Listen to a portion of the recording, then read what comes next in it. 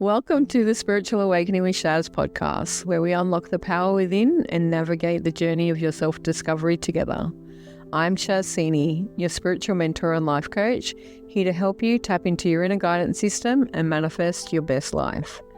Whether you're just beginning your spiritual journey or looking to deepen your practice, this podcast offers insights, techniques, and inspiration to elevate your consciousness and transform your reality. Get ready to shine your light and embrace your true potential. Remember, the answers are inside you. Let me be your guide on earth. Welcome back to the Spiritual Awakening podcast with Shaz. I'm your host, Shaz. Today I want to talk to you about survival mode, burnout, and taking your power back.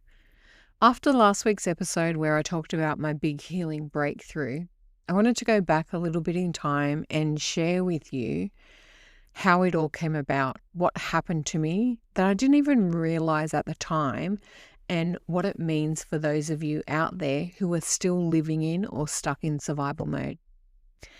Now, survival mode is not something that anyone really goes, I'm in survival mode, I don't know what's going on, or my life or body doesn't know what's happening around me. Most people don't realize it at all. They think they're tired, overwhelmed, stressed, failing, behind, not coping as well as they could be, doing everything for everybody else, bored, dissatisfied. All of these feelings, symptoms, and problems show up in their life. But that's not what really is going on behind the scenes. Survival mode is actually when your nervous system stops caring about your goals, your dreams, your manifestation rituals, your life. It just exists on autopilot. It runs on fumes and it switches to a mode that we call keep me alive throughout the day.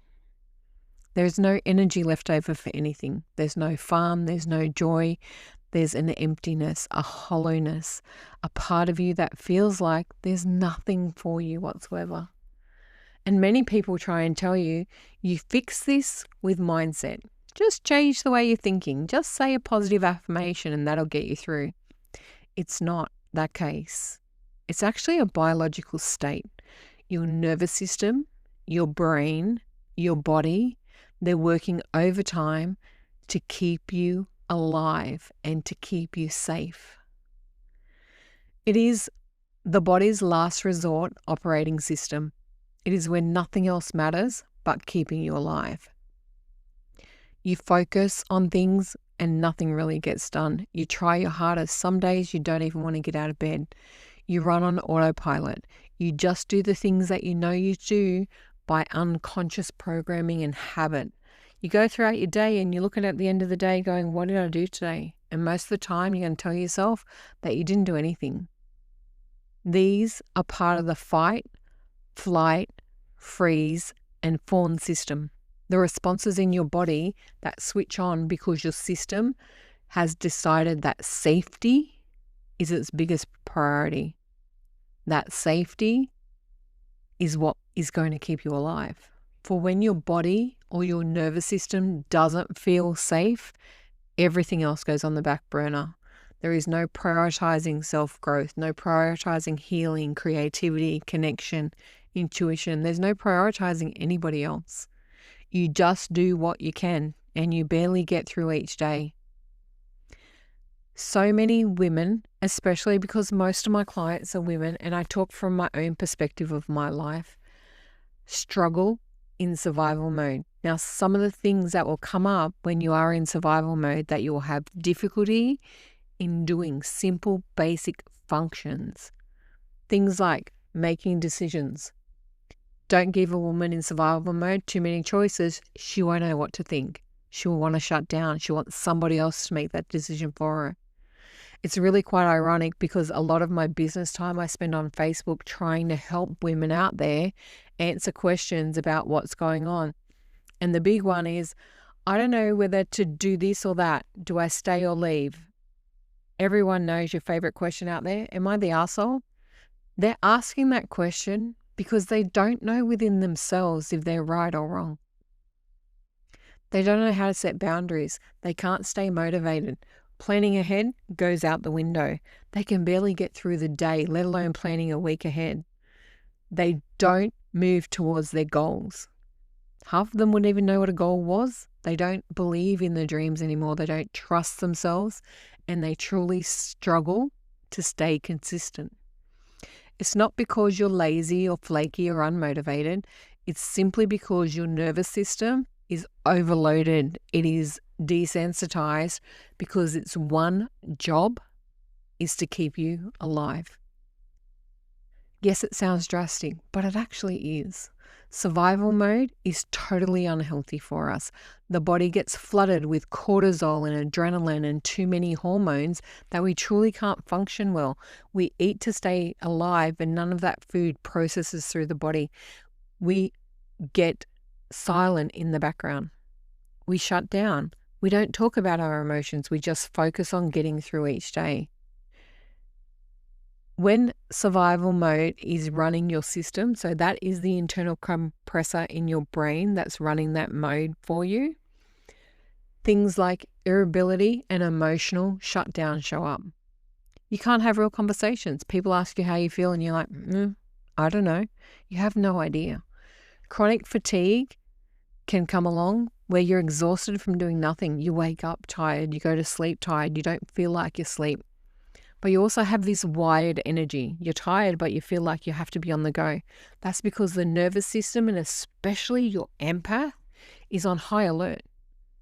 What is going to impact me today? What is out there that's going to stress me out? Where am I unsafe? You feel on edge all the time.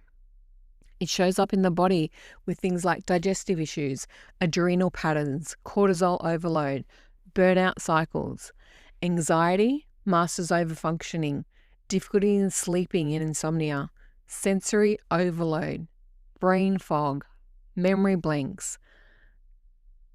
All of these things show up and we just dismiss it and think, oh, that's quite normal. I don't know how many women are out there talking about right now the loss of their libido, and they just think there's something wrong with them. And then they try and label it, and at the moment the key phrases are menopause and perimenopause, when it's not the actual case. It is your body flooded with too much cortisol and adrenaline, and you're becoming fatigued because of it. When you are in survival mode, you will feel no joy. Even things that used to make you smile, it'll be like, I don't know how to feel happy. You get obsessed about thinking about the future, but at the same time you want to avoid it. You really can't do anything. You get into procrastination modes and self-protection modes. You self-sabotage. You make things harder for yourself. You have chronic people-pleasing and fawning all the time. You just want to do everything for everyone. You take care of them before you take care of yourself. There's compulsive caretaking. You have to pick up after other people. You have to do everything for them because that's the only way that you feel seen and heard and actually have value. You have conflict avoidance. You can't have real conversation. You don't even share your opinion for fear of what someone will say that will send them on an attack, that will raise your anxiety in the levels in your body so that you shut down even more. And that shows up sometimes as dissociation and numbness. So many women don't recognize this as survival mode. They think it's their personality, they think it's hormones, they think it's just how they are. But it's not who you are. It's how you've adapted. Fight or flight is something triggered in the body when your cortisol increases, your adrenaline spikes, blood flow diverts away from the digestive system and creative and sexual functions into the muscles. It's where your body is either preparing to fight for something or flight, to run away. We become scared of our own shadow. When you're in survival mode, lots of relationships break down because you just can't deal with it anymore. You can't continue fighting or everything turns into a fight. And then all you want to do is run away. You keep thinking that emotional responsibility is for everybody else, that you don't have regulated emotions.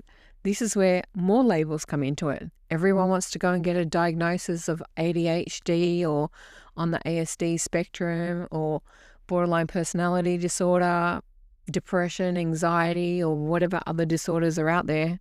There's too many to name, and I'm really quite sick and tired of them because they're actually not true. We are so quick in this society to label everything with a name to give you permission for said behavior. But what survival mode actually is childhood conditioning. It arrives in high performance environments where you've had to show up and do everything for everyone, and you can't say no, and you just keep going. It shows up in people-pleasing patterns, with toxic partners, stressful workplaces, unresolved trauma, abandonment wounds, lack of safety in relationships, financial pressure, and spiritual dissociation. All of these are different threats, but they all show up as the exact same response in your body. The big twist about it all is most people don't even recognize they're in survival mode. Psychologists, psychiatrists, and therapists out there don't like to talk about it. To be honest, I didn't know I was in it until I did. And when I did, the steps that I could take to change it changed my whole life. I just thought I was handling everything the way that I always did. I thought being hypervigilant was normal. My empathy was on hypersensitivity.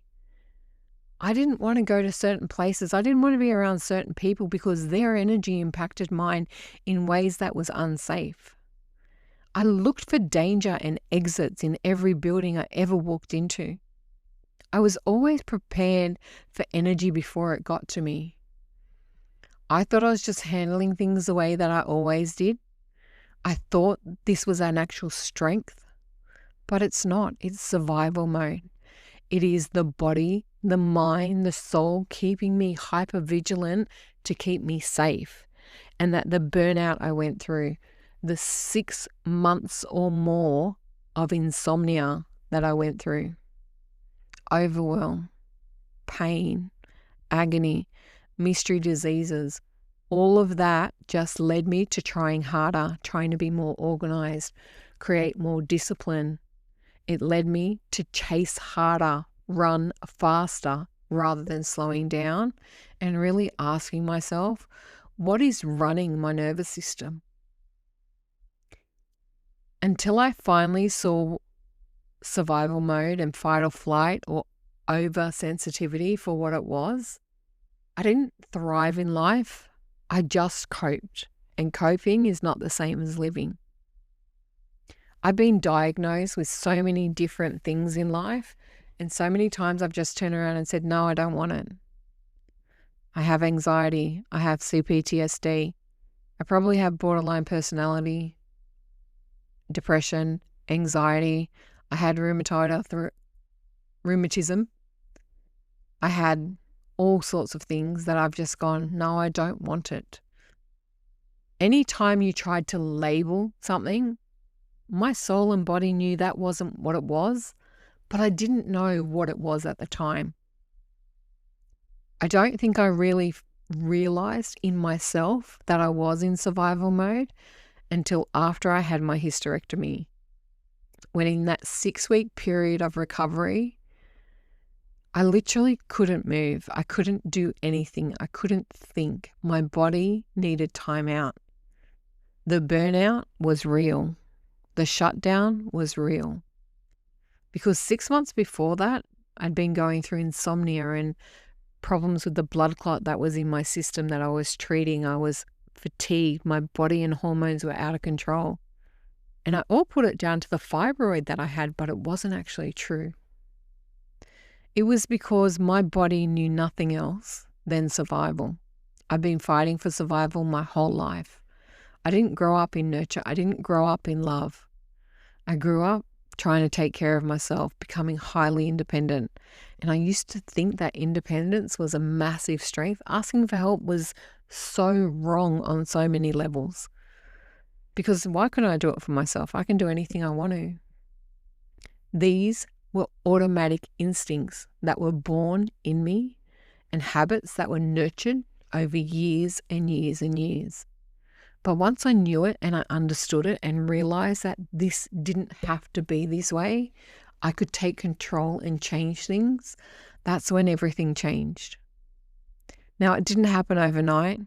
Behaviors and habits and long-standing beliefs take time to filter through, because you literally fix one and there's another one lying underneath and another one and another one. But the first thing that you had to do was acknowledge that there was something not working for you in your body and your system. And the moment you did, that is when those behaviors, those habits, those feelings can change.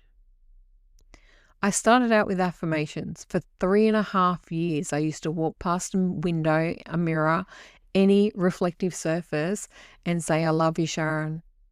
And I used to pull faces because I hated myself. I felt hate. I said it, I did it, but I didn't feel it. And I didn't know why. I didn't know why I was so unlovable. I didn't know why I wasn't wanted. I didn't know why nobody cared about anything about me. I just knew that I didn't care. And my non-caring was something taught to me because it was learned behavior. But I chose to change it and not hide behind it anymore, not use it as an scapegoat, not use it as a defense of, oh, my trauma is speaking and this is what it is. I took personal responsibility for how I was, who I was. And then I decided to change my thinking first. Because you can't change feelings and behaviors until you change your thoughts. That's why the I love you in the mirror was only the first step. Any negative thinking as it came up, I would stop it in its place, say no more. This is what I want to believe instead. I had to be disciplined. I had to be focused. I had to choose how to do it. At the time, I didn't know about EFT, Ho'oponopono, and some of the somatic rituals that I know now. Nowadays, it's so easy for me to change this, and this is what I want to teach you. It doesn't have to be as hard as the way that I did it close to 15 years ago now. I didn't know any better way, but I persisted and I kept going, and I changed my thoughts daily. I started with gratitude. I used to write things I was grateful for. I write down my happy thoughts. I started with affirmations, telling myself I love you, finding good things in my life, focusing on what triggers were coming up and what were they actually talking to me about and what were the thoughts and feelings hidden behind them. Because once you realize that you can no longer hide behind it or call it fate or blame everybody else, and that no one is coming to rescue you, you get the choice of staying that victim and becoming that burden and being no one, or rising up and saying, you know what, fuck it. I'm worthy of this. I deserve this. I want this. And nothing and no one will stand in my way. I would no longer sugarcoat my survival patterns because it kept me stuck for years and years and years. I didn't choose it. It was something that I went through. Nowadays, I realize I actually did choose it because that's what my soul wanted, and that's how I showed up for it. That's what taught me to become who I am. That helped me discover everything about me. Would I choose it the same way now? Hell no. But I'm so grateful for it because it taught me so much about myself. I understand where it came from. Do I have animosity and hate towards the people that created it for me? I'm so grateful to say not any longer. But yeah, I spent years doing that. I was in the blame mode. Everybody else caused it. I didn't choose it. It wasn't me. But the moment that choice, that differentiation, that appreciation of all of that embodied within me, I opened the gates to my prison. I set myself free. That was my get out of jail free card. My personal responsibility saying, I don't want this anymore. I don't allow it here. Not in my world. Changed my whole life. I walked out of that prison and I no longer let anybody else scare me, fear me, or trigger me back into it because I took responsibility for my triggers. So if you triggered me, I worked out the underlying pattern and behavior and changed it. Simply because I respect myself so much that I deserved that, nothing less. I released the hate, surrendered the anger, and let go of the turmoil. Ho'oponopono helped me do the final layers of it, the forgiveness aspect of understanding all of that happened so that I could become who I am today. And I love who I am today. That's what matters. Learn to fall in love with yourself again. Who are you? Who do you show up with and as in the world? What aspects, personality traits, behaviors are important to you? These are the patterns that you highlight and you create into rituals and routines and show up for them. It's not easy. It's really hard work, but you're so worth it. It actually only takes about 67 days to create a new habit, so you can change little things. Don't turn around and go, oh my God, I'm just going to stop that and change it all at once, because it won't work. You will fail. But micro changes, mini routine alterations, affirmations, gratitude, appreciation, forgiveness to self, somatic releases from the body, breath work, EFT. These powerful tools will help you let go of the angst, surrender the cortisol, let go of the adrenal overload in your body, surrender to peace, meditation, calmness, and just pure clarity of your thoughts and your feelings, understanding what you feel, allowing those emotions to be truly felt, no longer dismissing them, forgiving yourself and the people that taught it to you so that you can rise up to become who you are.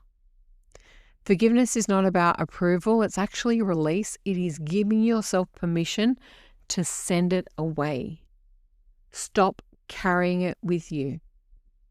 Don't hate your parents, your exes, or your old jobs, the systems, old friends, the past. Don't hate the people that created this. Just love yourself enough to make change. For when you love yourself and you really choose to take responsibility for this, you give yourself permission, and that freedom is peace. You deserve to have a rest. You deserve to give yourself space. You certainly deserve to let go of everything and stop carrying and absorbing energy and problems from family, friends, and your lineage or your ancestral line. And you really deserve to stop surviving and start actually living. This process isn't easy when you have to do it by yourself, but the good news is you don't have to do it by yourself. 1, I'm here to help you. 2, there are loads of resources out there. There is so much more information out there to help you than there ever has been before.